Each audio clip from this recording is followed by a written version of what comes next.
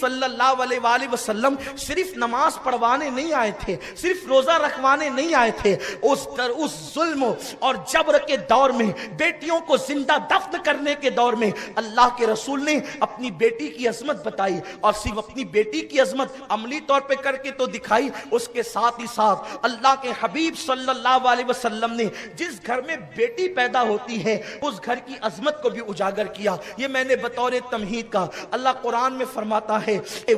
اللہ رب العزت کو سارے زمین اور آسمان کی بادشاہی زیبا ہے، اور وہ جسے چاہتا ہے بیٹیاں دیتا ہے اور جسے چاہتا ہے بیٹے دیتا ہے۔ بیٹے بھی اللہ ہی دیتا ہے اور بیٹیاں بھی اللہ ہی دیتا ہے، لیکن اللہ تبارک و تعالیٰ نے پہلے بیٹیوں کا ذکر کیا۔ اللہ جسے چاہتا ہے، لوگ کہتے ہیں اسلام میں بیٹی کی عظمت کیا ہے، میں کہتا ہوں خدا کی قسم قرآن جو ہے پہلے بیٹے کے تذکرے سے پہلے بیٹی کا تذکرہ کرتا ہے۔ میرے آقا صلی اللہ علیہ وسلم کے پیارے دیوانوں، آپ اندازہ تو فرمائیں، اللہ جسے چاہتا ہے بیٹیاں دیتا ہے اور جسے چاہتا ہے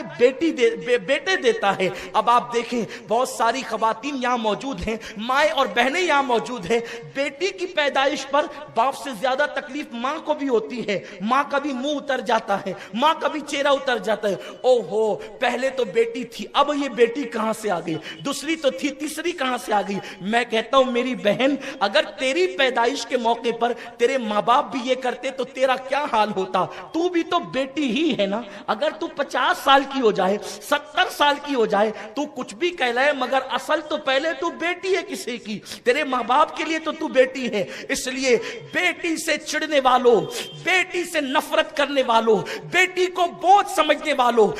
بیٹی کو معاذ اللہ اپنے لیے آر سمجھنے والوں، بیٹی اللہ کی رحمت ہے۔ مصطفیٰ کریم رؤوف الرحیم صلی اللہ علیہ وآلہ وسلم ایک مرتبہ ایک سفر پہ تشریف لے جا رہے ہیں، آقائے کریم صلی اللہ علیہ وسلم کے ساتھ حضور کے صحابہ بھی موجود ہیں۔ آقائے کریم صلی اللہ علیہ وآلہ وسلم نے اپنی صحبت میں بٹھا کر صحابہ کا وہ تزکیہ کیا تھا کہ اب صحابہ کرام بھی غیب کے پردے سے دیکھ لیا کرتے تھے، صحابہ کی نظروں پر سے بھی پردے غیب اٹھ چکے تھے، بعض مقامات پر وہ بھی اس کا مشاہدہ کر لیا کرتے تھے۔ آقائے کریم رؤوف الرحیم صلی اللہ علیہ وسلم کے ساتھ صحابہ جا رہے ہیں، جاتے ہوئے صحابہ نے عرض کیا یا رسول اللہ صلی اللہ علیہ وسلم، ہمارے ماں باپ آپ پہ قربان، میرے آقا اس گھر سے نور چھن چھن کے نکل رہا ہے، یا رسول اللہ اس گھر سے نور چھن کے کیوں نکل رہا ہے؟ تو اللہ کے حبیب نے فرمایا، غیب داں نبی نے فرمایا، جا کے معلوم کرو یا تو اس گھر میں کسی یتیم کی پرورش ہو رہی ہوگی یا تو اس گھر میں بیٹی کی ولادت ہوئی ہوگی۔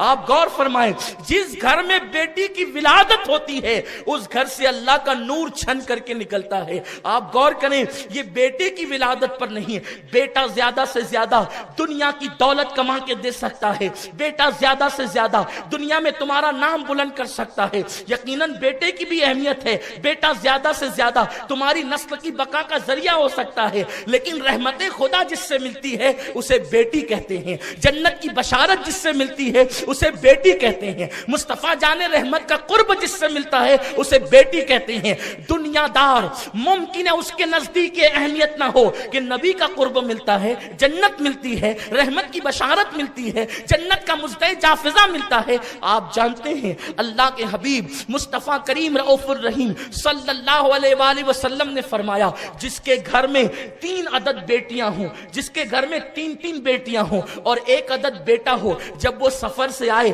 اس لیے کہ جو چیز کی کمی ہوتی ہے اس کی اہمیت زیادہ ہوتی ہے، تو چونکہ جس کے گھر میں 3 بیٹیاں ہو اور بیٹا 1 ہی ہو، آپ جانتے ہیں اس گھر میں بیٹے کی اہمیت کیا ہوگی، اس گھر میں بیٹوں کو کیسے پلکوں پہ بٹھایا جاتا ہوگا، بیٹے کی کیسی قدر کی جاتی ہوگی، بیٹے کی کیسی اہمیت کی جاتی ہوگی۔ اللہ اکبر، میرے آقا فرماتے ہیں اگر 3 عدد کسی کے گھر میں بیٹیاں ہوں اور 1 ہی عدد بیٹا ہو، آقا فرماتے ہیں جب وہ سفر سے واپس آئے تو پہلے اپنے بیٹے سے نہ ملے، ایک لوتے بیٹے سے نہ ملے، بلکہ وہ 3 عدد جو بیٹیاں ہیں پہلے ان بیٹیوں سے ملاقات کرے۔ یہ کس نے قانون دیا ہے؟ یہ قانون مصطفیٰ جان رحمت نے دیا ہے، یعنی تمہارے گھر میں جو 3 عدد بیٹیاں ہیں، 1 عدد ایک لوتے بیٹے سے پہلے مت ملنا، جب سفر سے آؤ تو پہلے اپنی بیٹیوں سے ملنا۔ اور آقا کریم صلی اللہ علیہ وسلم فرماتے ہیں اگر سفر میں تم نے کوئی تحفہ خریدا ہے اور تم کوئی تحفہ لائے ہو تو پہلے تحفہ بیٹے کو مت دینا، بلکہ تحفہ پہلے بیٹیوں کو دینا، اگرچہ وہ 3 ہو، ان کی تعداد زیادہ ہو، اگرچہ بیٹا اکلوتا ہو۔ تم جب سفر سے تحفہ لے کر کے آؤ تو پہلے بیٹے کو مت دینا۔ آقائے کریم